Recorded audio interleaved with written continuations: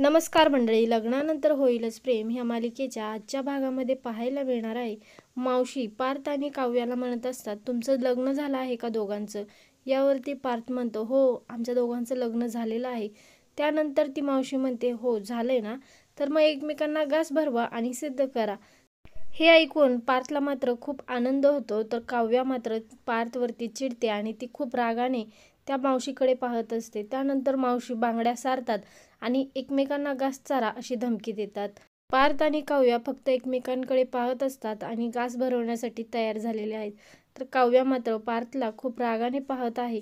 तर इकडे आपल्याला पाहायला मिळेल रम्या वसुंधराला म्हणत असते, ती नंदिनी उद्या कोणता पुरावा सादर करेल हे काही सांगता येत नाही बाई. आपल्याला तिच्यावरून एक पाऊल पुढेच राहायला हवं आई, असं ती तिच्या आईला सांगत असते. आणि वसुंधरा म्हणते, तू काळजी करू नकोस ग रम्या, त्या नंदिनीचं काय करायचं हे आता मी चांगलंच ठरवलेलं आहे.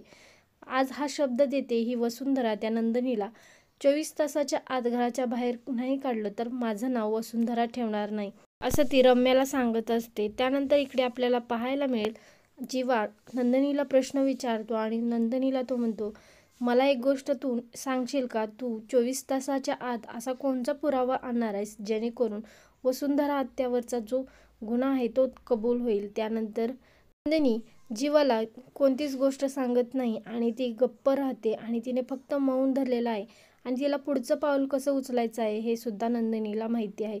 आता नंदिनी कोणता पुरावा आणेल असा प्रश्न जीवाला पडलेला आहे आणि काय करेल हे सुद्धा त्याला कळत नाहीये. वसुंधरा विरुद्ध पुरावा गोळा करू शकेल का नंदिनी?